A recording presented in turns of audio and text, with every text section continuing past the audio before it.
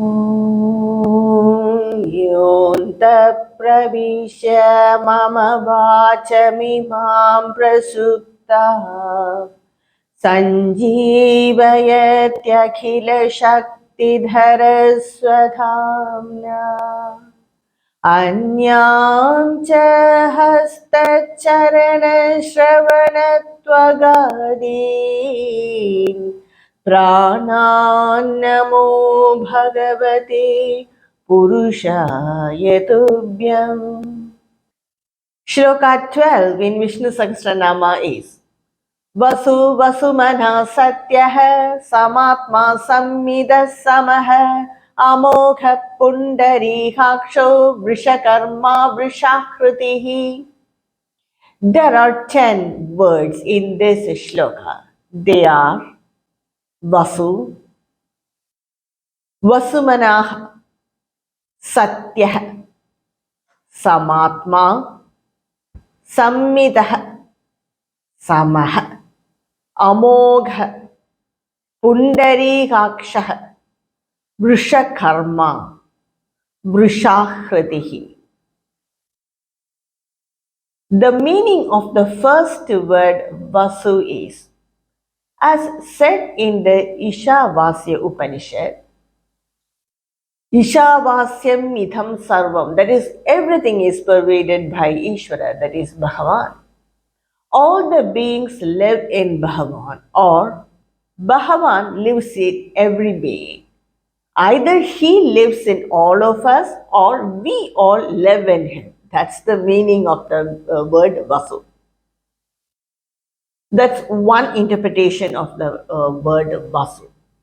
The another interpretation is, as is said in the Bhagavad Gita in the Vibhuti Yoga, that is chapter 10, Shloka 23, Bhagavan Krishna says, Vasuna Pavakas Chasmi.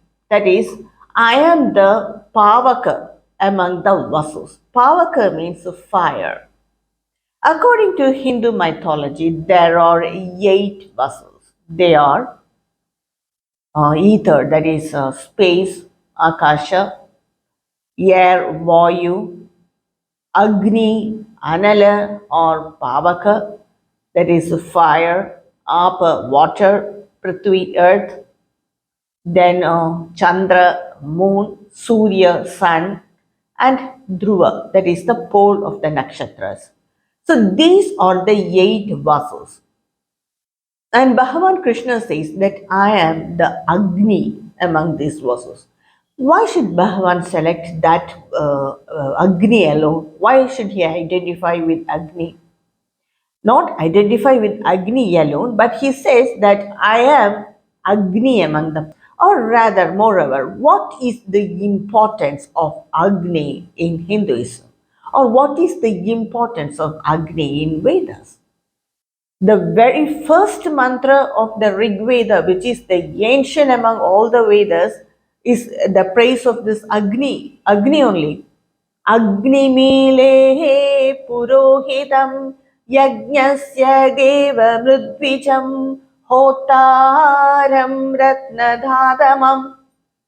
So it's the praise of Agni.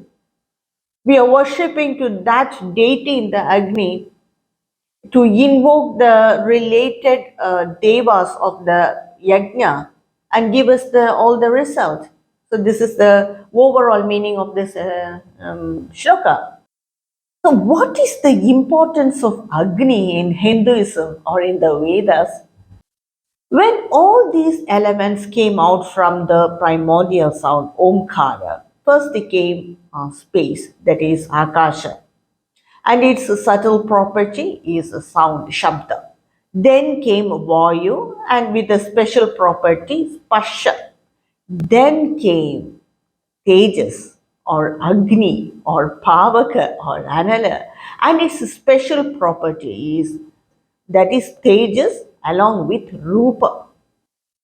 So according to the Vedas, Agni is the Rupa of Brahman, because that's the first Rupa there is we can see with the naked eye. There is the first Rupa that came out of Brahman. So, Agni is considered as the Rupa of Brahman, or rather the Rupa of Bhagavan Vishnu.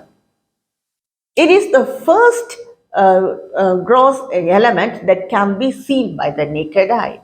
After that came Apa, that is water. All that gross elements came after Agni. So the special property of Agni is that is Rupa and it is Tejas. What the Vedas mean by Agni is not that Agni we see, but it is the Tejas, heat and light. That is Agni. This is one property or one significance of Agni in Hinduism. The next is we worship Agni. We worship Agni through yagnas or by lighting lamp because it is the Brahma Swarupa. It is the Swarupa of Bhagavan Vishnu.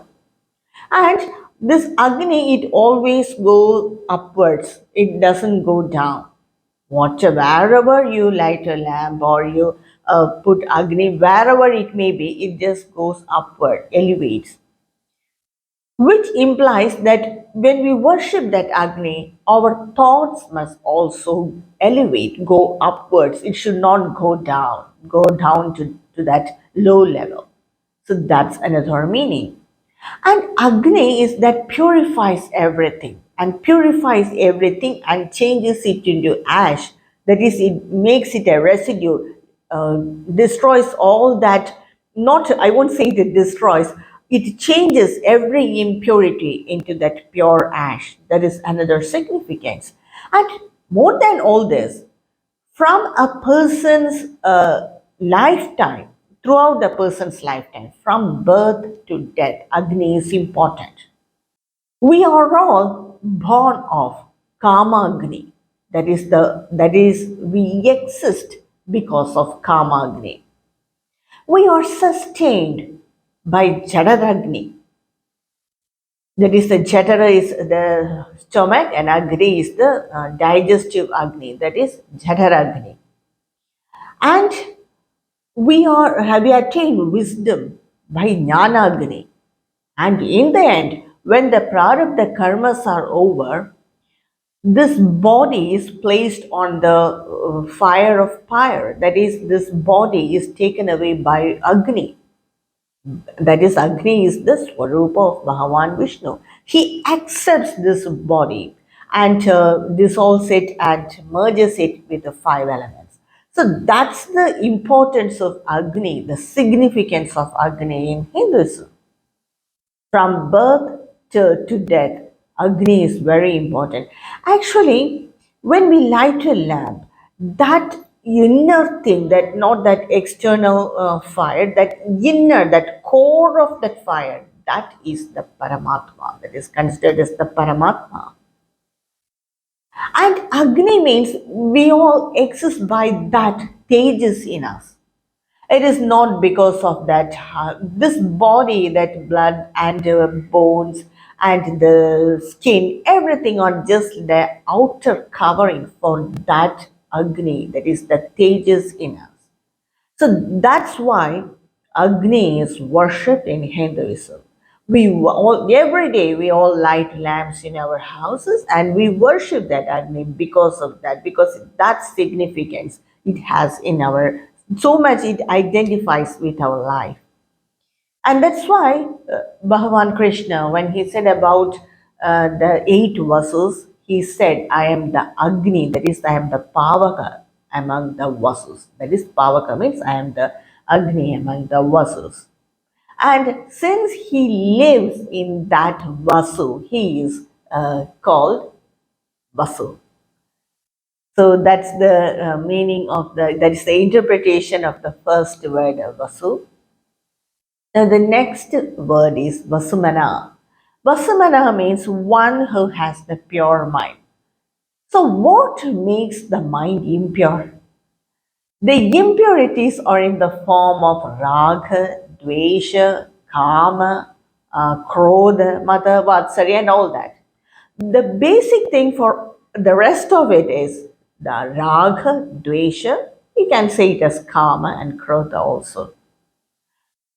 When we have a a pleasant experience, then that experience will hang in our mind for a long time, very long time. So automatically, our mind has an attraction towards the person or the object or the situation that created that pleasant experience.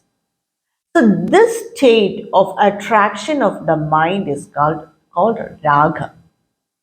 The same way, when we have a negative experience, a bad experience, then that experience will hang around in our mind for a long, long time, more than the positive experience.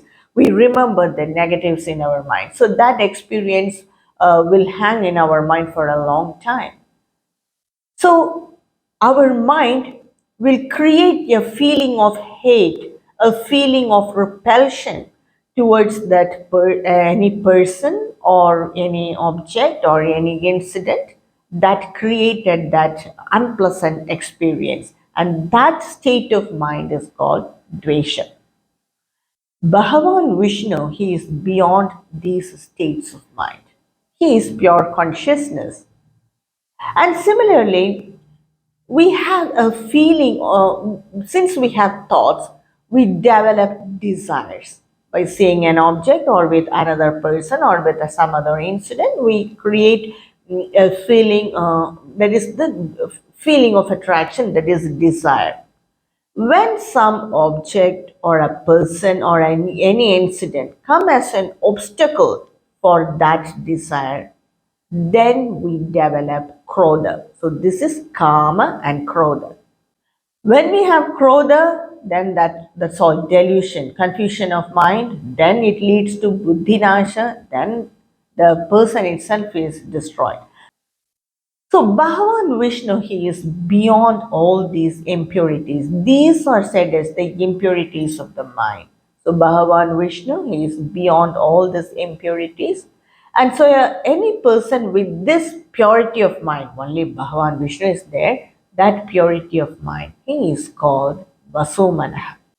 The next word is Satya, which means one who doesn't change by the change of time. Bhagavan Vishnu doesn't change by the change. When the time changes, he doesn't change. He is the same in the past, the present, and the future also. And so he is called Satya. This is one interpretation. And in the Taittiriya Upanishad, part 2, chapter 1, mantra 1 says, that is 211, that mantra says, Satyam Jnanam Anantam Brahma. Brahman is Satya, that is truth, Jnana, knowledge, and Ananta, infinite. That is, Brahman is the embodiment of truth, knowledge, and he is infinite. So, by that meaning also, Bhagavan Vishnu is Satya. And another Acharya says that one who pervades everywhere, he is Satya. He lives in everywhere, and so he is Satya. He is the only Satya. There is nothing else in this world other than him, other than truth in him. So he is Satya. And another interpretation is Satya is the combination of three words, Sat plus T plus Ya. Sat means it means prana, life. T means it is annam, food. Ch means food. Ya means Surya. So one who is manifested as prana, life, annam, food, and Surya, sun. One who is in the rupa of prana, annam, and Surya is Satya. So that is one interpretation given by some acharyas. And another interpretation given by some acharyas is Satya means Sat plus Tyat. Sat means Murti and Tyat means Amurti. That is form and formless.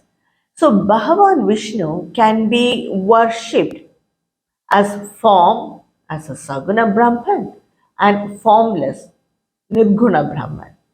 So he is called Satya.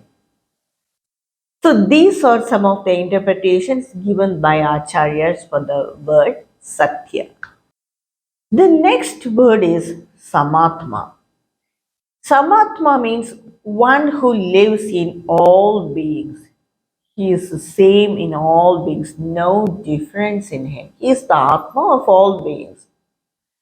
This is one interpretation. The another interpretation is when the mind is so pure, normal beings or only the jnanis will have that pure mind.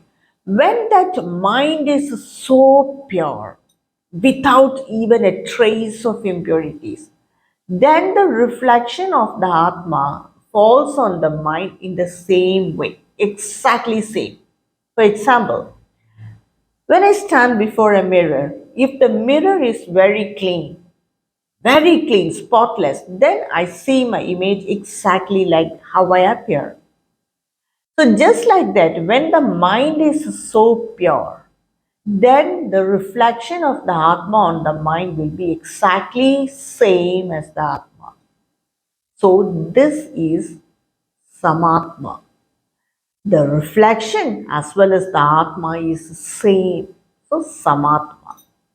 So, for the purity of mind, only Bhagavan Vishnu has that pure mind, and so he is said as Samatma.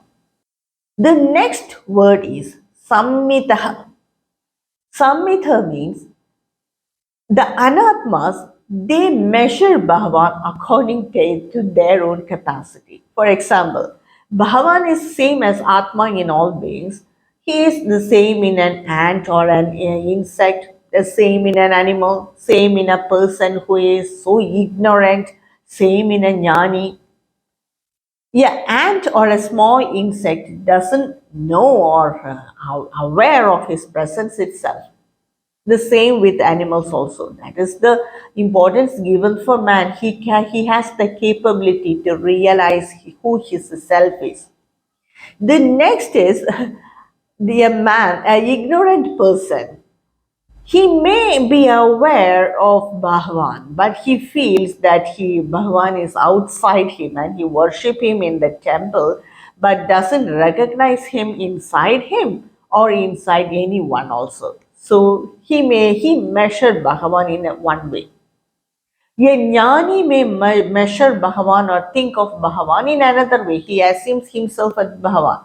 A bhakta may assume Bhagavan as his best friend or as close relative, like that. So, according to the mind of the people here, each anatma measure Bhagavan in different ways, and so he is called Sammitaha.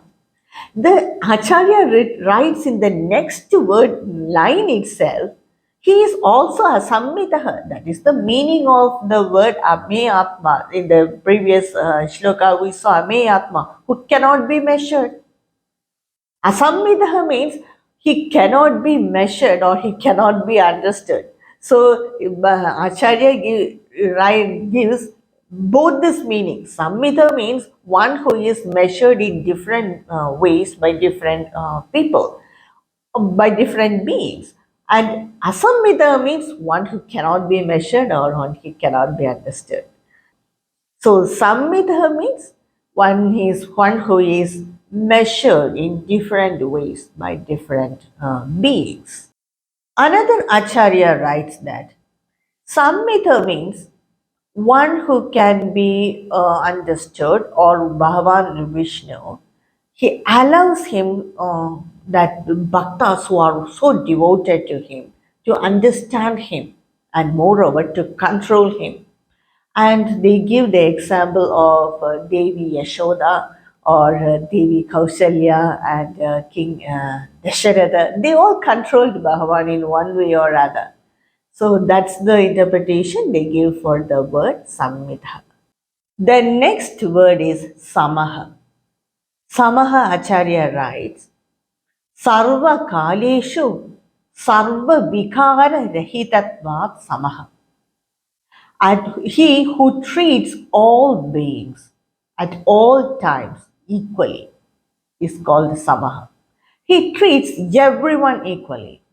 And I quote Bhagavad Gita, chapter 9, Shloka 29 says, Samoham sarvabhuteshu na me dveshyosti na priyaha yad bhajanti tu mam bhaktya mahi te teshu chapyaham.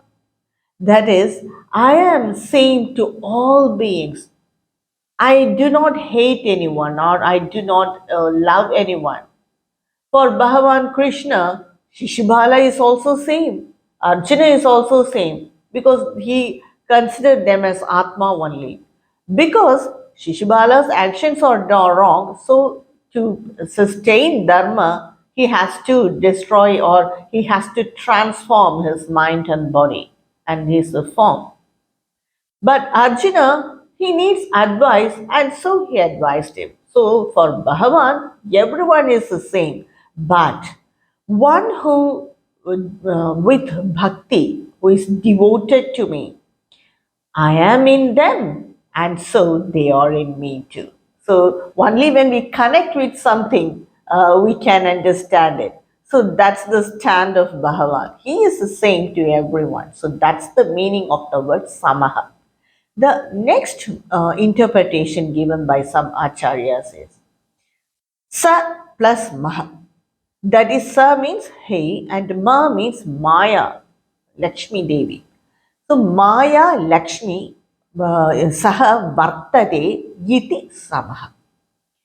So one who is with Lakshmi, who is Maya, and he is called Samaha.